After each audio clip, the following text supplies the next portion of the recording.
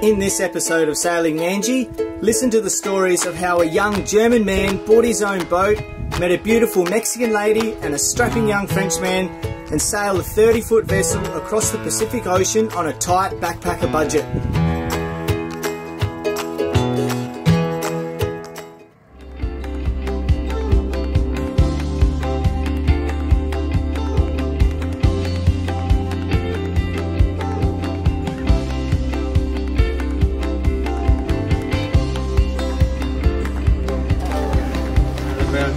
Salud! Cheers!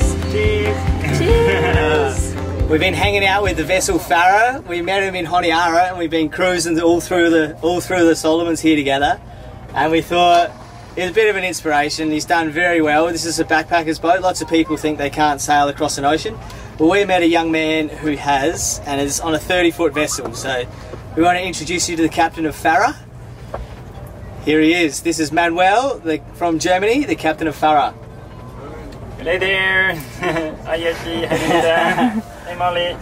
So Manuel, we wanted to get you on camera and we just wanted to hear your story about you, how you ended up buying a vessel and why you bought a vessel and how far you've sailed.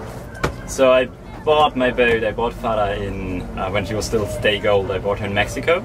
When I was in Colombia, hitchhiked my way to San Francisco to find boats because I heard there are cheap boats in San Francisco. Yeah. Spent 2 or 3 months in San Francisco to find the right boat. Yeah. And looked for it and couldn't find it until I went down to Mexico and I found Fara pretty much abandoned. It was perfect for me. Like I found a boat ready to go. It could lowball on the price. She already crossed an ocean, so it was already shaken down. Most of the very important things were done. She was just dirty. She got broken in. So you found her abandoned, like in a marina or on a beach? No, she was actually in the anchorage. In the anchorage? She was like the only low-priced boat from this broker. Everything else was at least above, I think $25,000. Like that was the only cheap-priced boat. Yeah, US dollars. So she was the only boat under anchorage. She dragged in a hurricane. She went on shore, but nothing major happened, which was all lucky for me. And that was actually exactly what I was looking for. Like a boat that needs some repairs, needs some help, but it's actually a solid, good boat and has all the necessities like a wind vane, good rigging, good mainsail. So I got really lucky finding her after quite some time of searching. Yeah.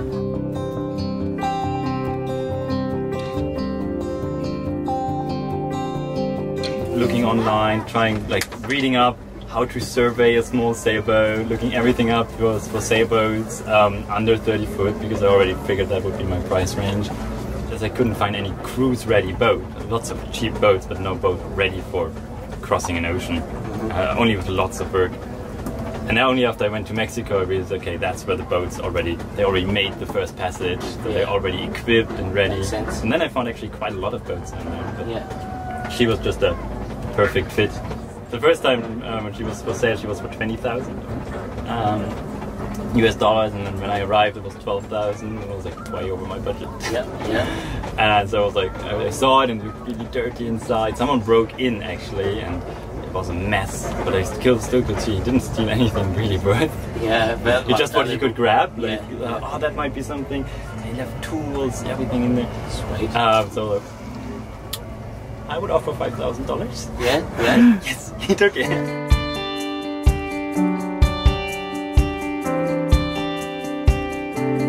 So what are the specs of Fara?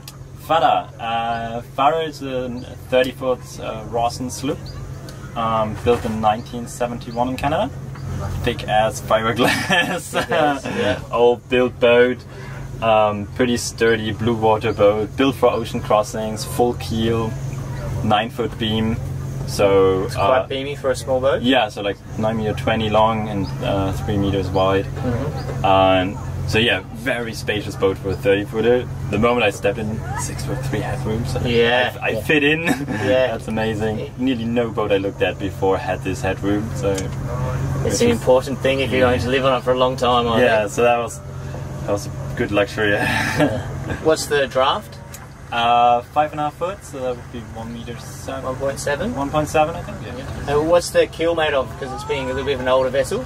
Yeah, so it's fully fiberglass, so it's not bolted on, but the problem is that the displacement, the weight is concrete, which makes it very spacious. Yeah. It's a slow boat.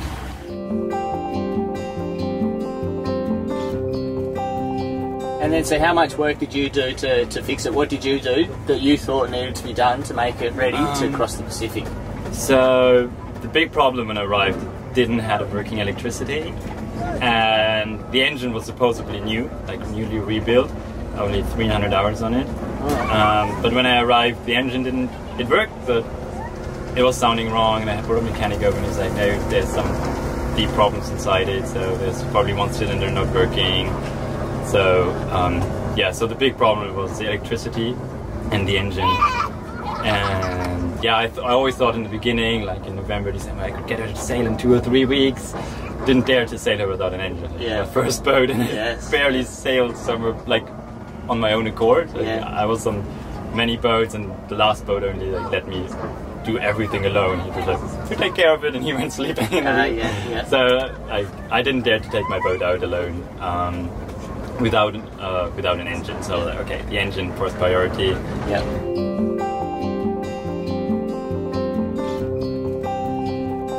Did you do all the work yourself? Like, so you did, like, you installed the batteries and fixed up all the wiring and that? Yeah, so I bought new batteries, and that's just really nice. If you buy a boat as a young guy in a cruising community like Mexico, you receive a lot of help. Yeah. You just come in, and the people, a lot of guys with lots of experience living alone on their boat, and they see a young guy coming, and hello. Yeah, they can share their experiences, and then if you listen to them, they really love to share their stories, and then I don't know, they just received so much help. And with the engine, for example, I had to do very low price, so I brought a mechanic over and look at the problem. He said, it's probably this, but to make sure, I have to look into the head. Like, okay, so how do I get that head off? So you turn these screws and then put it to the side and remove this. I was like, okay, I come over tomorrow, bring you over to the boat again. So I brought him back to shore, and then I did all this work in the day or the next day. And then I brought him over again when the head was over, and it's like, okay, now we take a look. So paying him a bit by hour. So he's just giving you step by step, and then you're doing all the work yourself. Yeah. Exactly, and he was the same. He was happy to help, and that was just incredible over there. So how much did it cost to rebuild your motor? So I think in the end, I think I made it barely under $1,000. So you bought the boat for $5,000, and you've rebuilt the motor now for about $1,000. So you've spent about $6,000 on making the boat ready to rumble. No, more. Probably was 5.5 when I bought it. Oh, yes. I put another 1,000 in for the motor. And from there on, all the little expenses. So the motor worked, and then I had to haul her out. Because the cutlass bearing was through. And the motor mounts were bad, so I had to check that, so to repair this. So haul her out is possible, like, okay, so I only had like 4 days out of the water. Okay, she's already out of the water. I have to throw at least 1 gallon of bottom paint on it when she's out. So it was another 500 to haul her out, and then so that's already 7. And I'm sure I put another just bits and bobs, 1,000. So I think probably in the end it was like 8.5. 8.5. And the big project was, when I looked at my budget, crossing the Pacific Ocean with buying a boat from mainland to mainland for under $10,000. Yeah. I think it didn't make it. Not quite. You're sitting on the edge, you think? Yeah, I'm round about there. Like with all the expenses in these islands, it will be a bit more. I mean, it was probably now, let's say, 14, 13 probably US dollars. 1,000. After making the decision to buy a boat in June, Manuel moved aboard his new vessel Fara in November. Finishing the work needed to be done by February, it was then time to give her a shakedown and see if she worked. I put her back in the water in the beginning of February, and already had my family booking a flight to a town that was 500 nautical miles away. There's the pressure. I jumped in. I saved her from 1 day. checking out the sails, and then I took her to the islands for 3 days. Sailing out, like, yeah, this boat works. I already found crew, or crew found me at this time. 3 young guys, one you will probably meet soon. And they said, yeah, we want to come with you and we're going to do it. I was super happy, and yeah, we did it then together, and we just like, okay, we left for that crossing and had like a 4.5-5 day crossing over to Puerto Vallarta. And I arrived 3 hours after my family did. And then I spent my time in Puerto Vallarta to prepare the rest, little things. I already had like the shakedown behind me, finding crew, and I finally left on the 11th of May.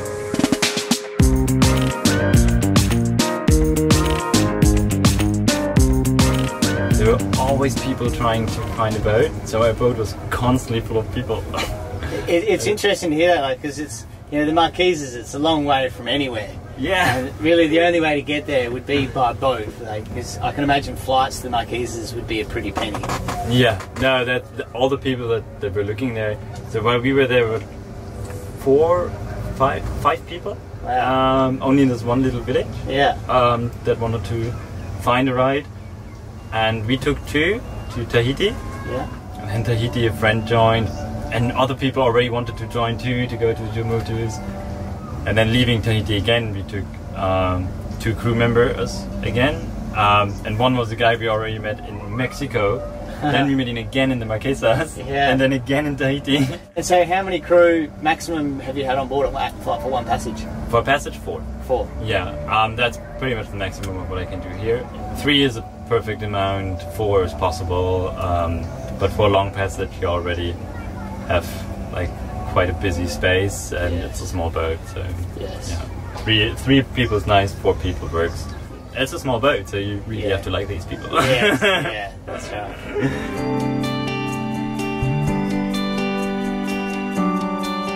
How fast do you average? What's your average speed when you're under full sail in 15 knots?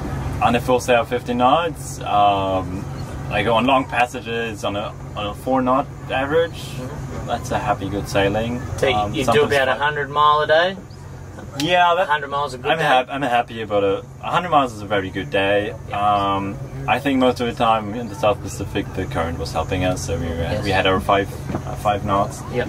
But yeah, 4 knots is a very good cruising speed. If we make that through a passage, I'm happy.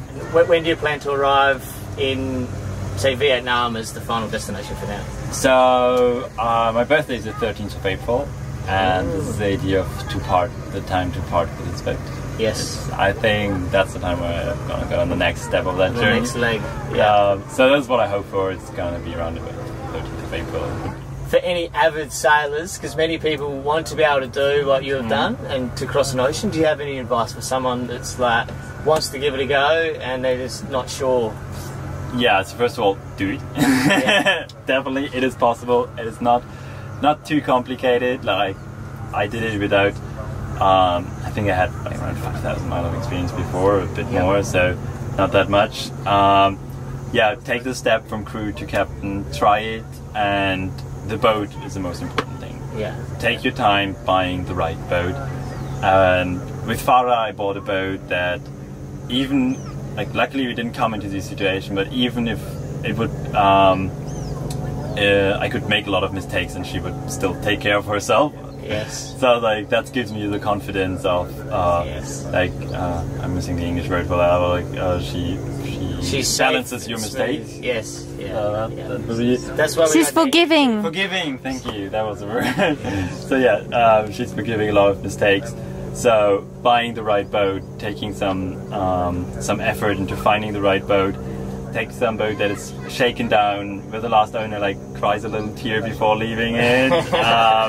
That has already some positive energy inside, and this is like I think the most important part, because having the right boat is the thing that gives you all the confidence and you feel safe in, and so take your time in finding the right boat, and just have to be willing to have a crack. exactly. Very good.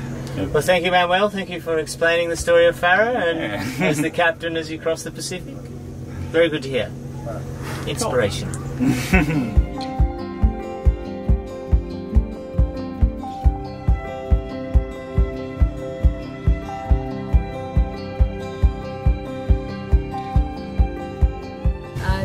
Raquel. I'm from Mexico. I'm 33 years old and I've been sailing in Fara for 8 months. Before this boat I had no experience at all, and it was just like a crazy dream to be able to do something like this and come all the way from Mexico to Solomons, passing through French Polynesia, Cook Islands, Samoa, Futuna, Vanuatu, and now here. How did you originally just start sailing? Because I need to say that you're the first Mexican girl that I've ever met who is a sailor. And so how did you end up sailing on Fara?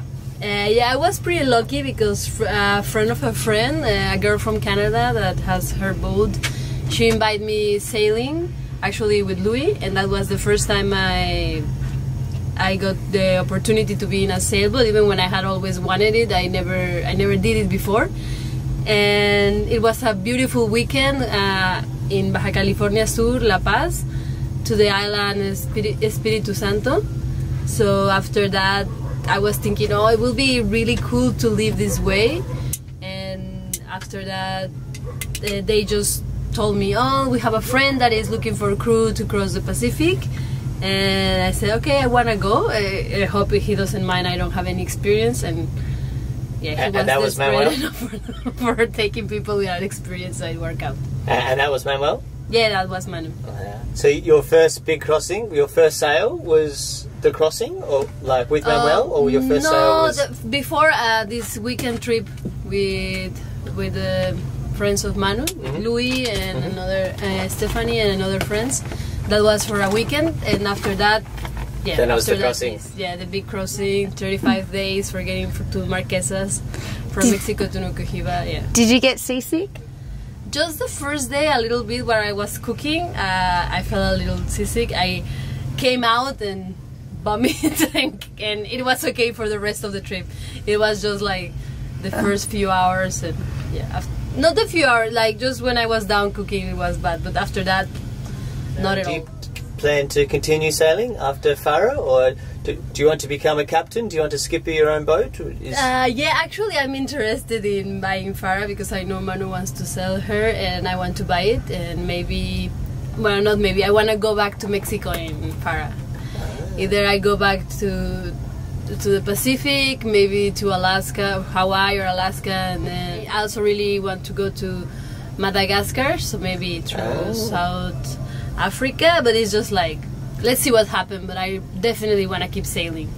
In the moment I met Fara, I fell in love with her, and I kind of felt this connection with her that I would love to endure, but let's see what happens. Yeah. And how long did you know Manuel before making the full crossing? And Manu, I met him like three days before the crossing. Yeah, I just met him, I just got there and yeah, it happened. And everything was happening. Yeah, before that it was a phone call. After that it was. How long was the decision like between the time of the ultimatum of I'd like to go sailing, I then met Manuel, and then actually committing to doing the crossing? It was about 2 weeks between the weekend trip to the big crossing, because he was just leaving.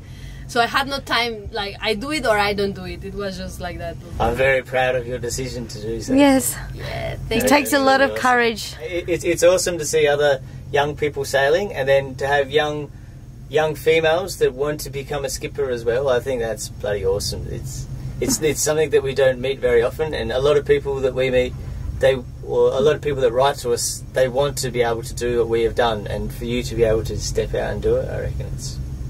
Did you have any scary moments or doubts on the journey or anything? Or before starting, I got like, okay, what if something goes wrong in the middle of the way, and what then? No, but then nothing like that happened, and okay, there was some only one storm with like 6 to 8 meter waves. But it was not scary, it was just like more adrenaline, and I was like, oh, everything seems to be working fine. And one moment when a big wave came into the boat when I was steering, and I totally lost control for a moment, but it was more adrenaline than fear, actually. Yeah, it's been a long way, and I've been learning a lot about myself, apart from the boat, about myself and everything. Like, for a woman, it's like, you have to earn your spot, because people don't believe you're capable to do things. They think, you're gonna. You have to earn your spot, and you have to do, in my opinion, more things than a dude has to do to get to. I agree with you totally. I'm not gonna lie in any way of that. Yeah. I'm very, very proud to have met you. Yeah, thank you. Thank you, Raquel. Thank you for your time. It's great to hear your side of the story. Thank you.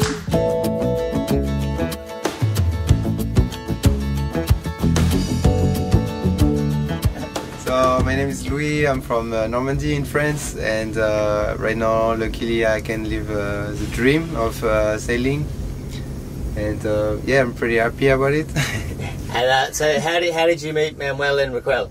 So luckily I was like in a party my friend organized in Mexico, and a friend Jack, who crew on this boat as well with me, say like I was telling him my dream about sailing and crossing the Pacific one day, and going to Tahiti, and he said like, oh yeah, I know who you're going to do it with, and you're gonna meet him soon.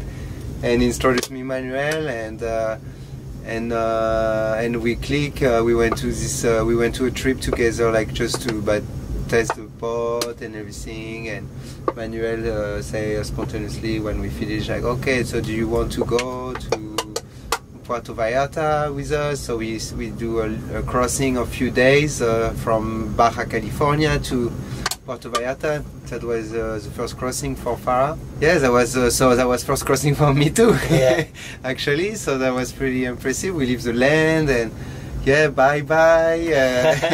No more land. The waves, big swells start kicking in, and like we're like, okay, we feel the adrenaline. And luckily on sunrise, I got the shift like to start the day, and we shut off the motor, and we go with the swell, and like we was pretty, it was strong, but it was good, but we all felt like a bit nervous, like, okay, so we're going, and we're not gonna see land for the next 3 or 4 days.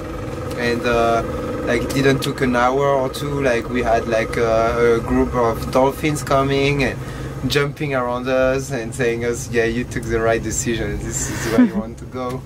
Previously to that initial trip, did you have any other opportunities of going onto a boat and to start sailing? Or? I got a proposition to cross the Pacific before, but I didn't click with the captain. But it wakes up the desire of doing it. So I was kind of seeking it, but it happened very naturally when we met with Manu. So was that time period happening quite quickly? So you had made a conscious decision in yourself that you wanted to cross the Pacific, and it was an idea that you wanted to fulfill? It took the Pacific crossing.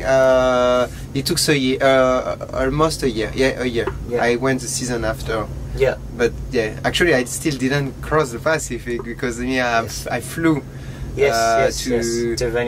Vanuatu to finish the trip, because I was busy. I had to do all the stuff with my family, and I just realized like I can still finish the trip. Like it's not because I didn't start, and even like no, I realized we start because I did the Baja part from Vallarta. You were part of the very start. And and now I'm here, and it's probably 2,000 to 3,000 more miles. We already did like almost 800 miles or something like. Yeah. Like that together. It's over a month on the boat, and it's pretty cool. And you plan to be here till the boat Fara till arrives in Vietnam? Yes. Yes. My plan is to come to finish this Pacific cross, and I'm still like I'm taking decision right now of what's happening after. Like keep going. I know the desire of Raquel of going with the boat, and I study it as a possibility, but at the same time I don't know the timing. Yes. I think everything is possible when you go on the boat. Like I remember before the first crossing, we could not leave the boat. We could not do the crossing because there was a little storm coming, and the marina closed. We could not. Any boat could leave. So we were like, and it felt really natural to me to accept like we don't control. Like the wind is the one. So we have to fit to it and adapt to it. And I was like, oh wow, that's what sailing is about. It's about also letting go about your plans, because whatever plans you make, you still have to know like it's gonna change and you have to adapt. And and I remember when I had this, like I was like, oh yeah, that becomes natural, like and I enjoy this a lot, like surrender to the elements and say, okay, we do what we can with what's happening. In your opinion, how did a French man, a German man, and a Mexican lady end up sailing the Pacific? It's like the beginning of a joke. I think it's love, it's passion, it's about living the present, and like people seeking discovering adventure and growing up, learning. I think it's amazing to be part of this adventure. It's been amazing to meet you three, and it's been a combination of cultures that we were not expecting to meet as we were sailing in the Solomons Sea. Yeah, same for I think all of us, like Nandji. It's pretty cool to have met you since the first time I saw you arriving in this little storm in Honiara, and like coming, leaving, and then coming and finding this mooring and hook it up, and like Yoshi give me this big smile. I was like, oh yeah, I want to meet those guys. That was nice. Yeah. No, thank you very much, Louis. Thank you for your time, and it's great to hear your story. Yeah. Thank you. Thank you.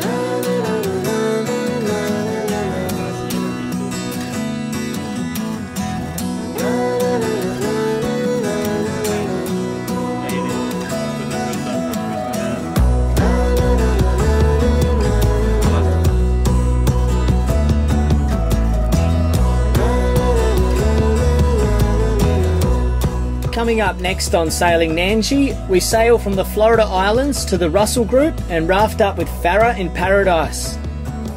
We explore the underwater playground and then continue our journey navigating by satellite images. We island hop our way west through the Solomons, finding anchorages as we go.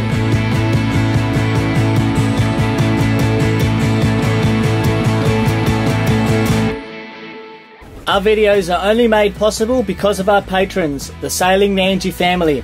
Become a patron to help keep us frothing and get Nandji further around the world.